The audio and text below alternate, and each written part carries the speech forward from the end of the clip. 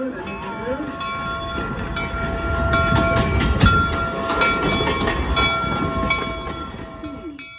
And it condenses almost immediately. That's why we're able to see it in that form.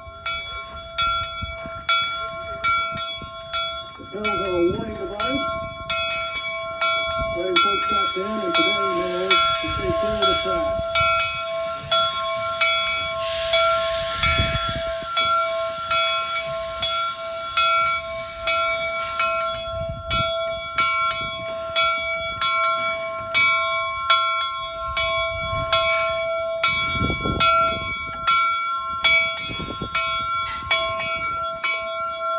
We get a warning whistle when it stops.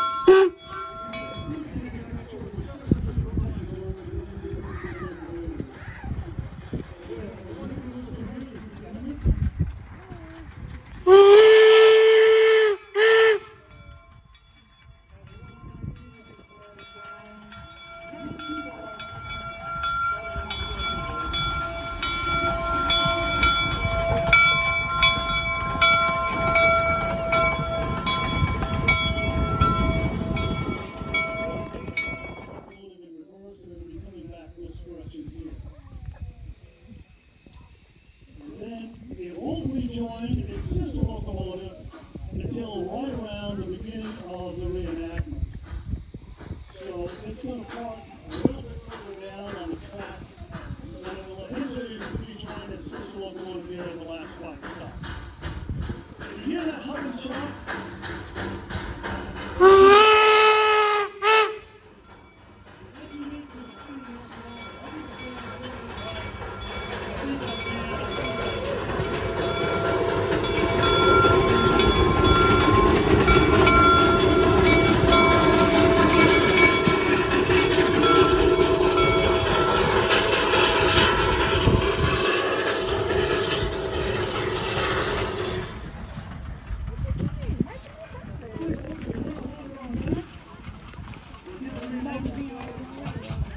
Grant, and then Dr. Grant and Governor Stanford will place these two spikes into pre-drilled holes in the Laurelwood cross side.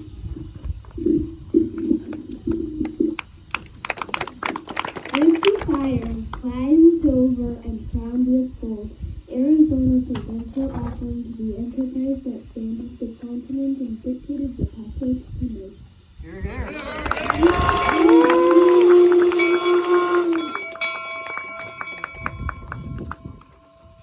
Be gentle with these, also precious metals.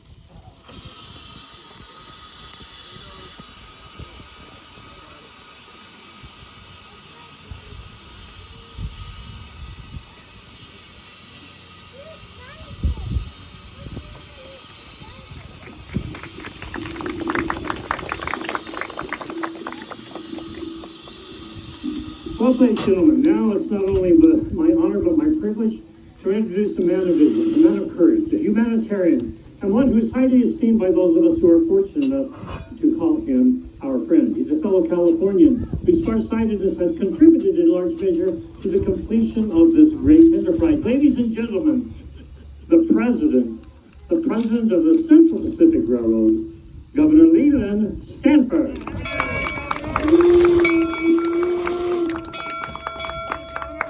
Ladies and gentlemen, the Pacific Railroad Companies accept with pride and satisfaction these gold and silver tokens of your appreciation and the importance that you attach to them and the importance that you attach to our enterprise to the material interest of the whole nation, east, west, north, and south. These gifts so receive a fitting place in the superstructure of our road. Before driving these spikes today, in completion of this railway, allow me to express the hope that the great importance which you are pleased to attach to our undertaking may, by all respects, fully be realized. The engineering feat connecting the Atlantic and the Pacific and affording a new line of transit we prove will trust the speedy forerunner of increased commerce. In fact, the day may not be far distant when we will need 3 tracks. I haven't finished this one yet. Well, they say 3 tracks will be found necessary to accommodate the commerce and travel which will seek a transit across our great continent.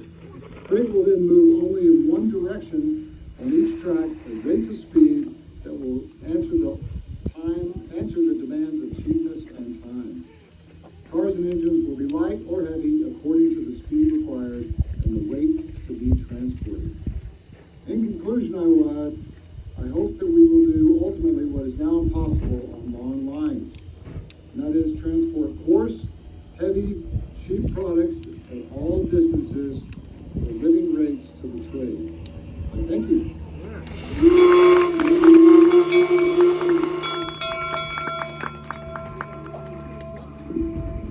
Thank you, Governor Stanford, for your astute and timely remarks. I don't know about you, but I understand a lot of what he said. Forerunners increased, I don't know. But I did catch one thing. He is predicting free Trans-Continental Railroads. We haven't completed this one yet. He's predicting free. What a visionary. We will need them. Now, Dr. Durant was scheduled to speak to us next. He has retired to his car. He's suffering from a severe, and I suspect, self-inflicted headache, and will not be able to speak to us at this time. And in his absence, and in the absence of the President of the Union Pacific, Mr. Oliver Ames, we've asked our Chief Engineer, General Grimble Dodge, if he'll say a few words on behalf of the Union Pacific at this time. General Dodge.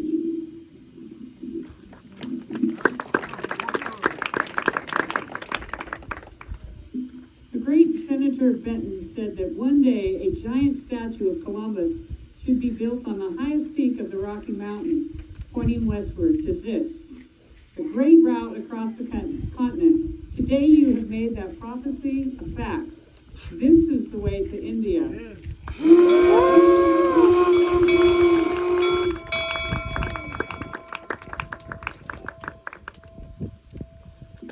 Thank you, General Dodge, for your very brief remarks. Now, historically, now we've almost reached that moment for which you and the nation have been waiting. That is the driving of the last fight. Let's get on with it. We're almost done. However, we have one more presentation to be made in the form of a silver-plated spike ball by Mr. L.W. Cole of the Pacific Union Express Company. And then Dr. Durant and Governor Stanford will make a few ceremonial taps of the spikes with them all. Mr. Cole.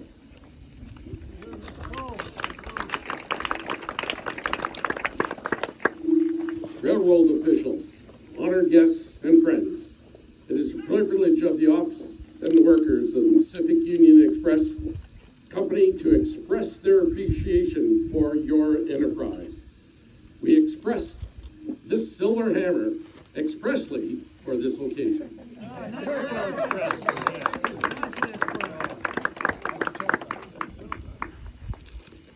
Okay, now be gentle. Ceremonial taps over. Light touch. Don't lift.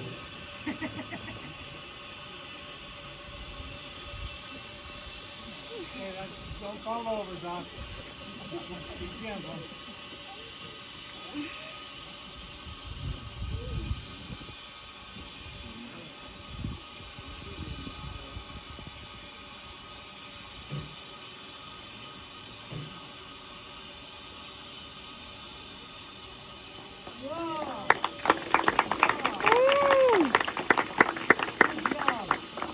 Well, Pat, now let me explain historically what happened. They removed the spikes out of the tie, gave them back to the people who brought them. They took them home with them, and that's why they ended up where they ended up. If you want to know where that is, that's from the Rangers, okay?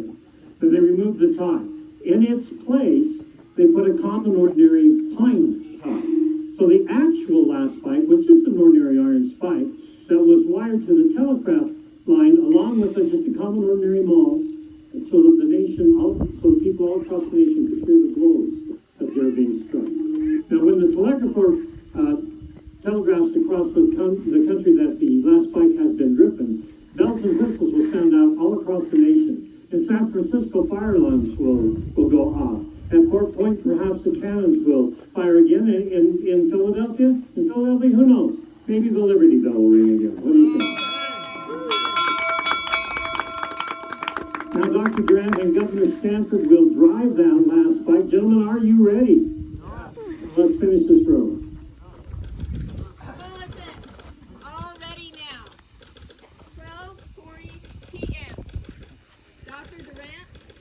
adjusted the spike.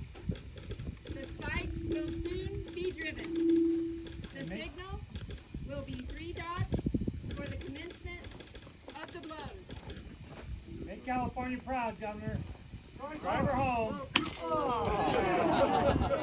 as well be in the Pac-12. Okay. I know you see 3. Hit the one in the middle. Oh. Let's get a railroad man. Somebody knows what they're doing. Promontory to the country. Bulletin. D-O-N-E. Done. Here, here.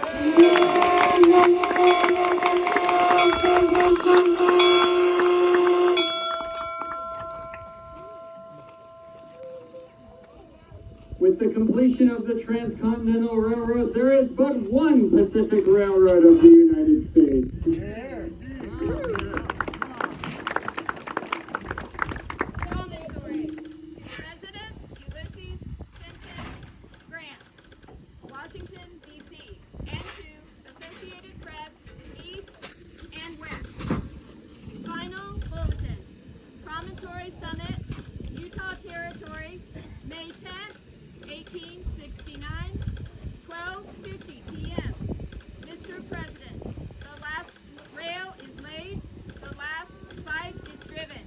The Pacific Railroad is complete to a junction of 1,086 miles west of the Missouri River and 690 miles east of Sacramento City. Signed, Leland Sanford, President of the Central Pacific Railroad, Thomas Durant, Union Pacific Railroad. Union Pacific Railroad. Hip, hip,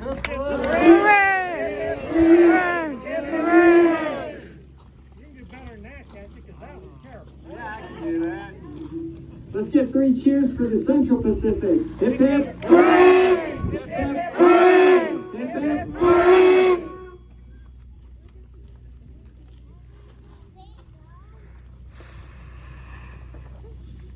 At that moment, one era ended and another began. The golden spike became a symbol of hope and a better way of life, with new challenges and promises yet to be accomplished. We thank you, ladies and gentlemen, boys and girls, for being here with us today. All right, folks, let's give a round of applause to the actors and actresses of the railroad today. Thank you so much.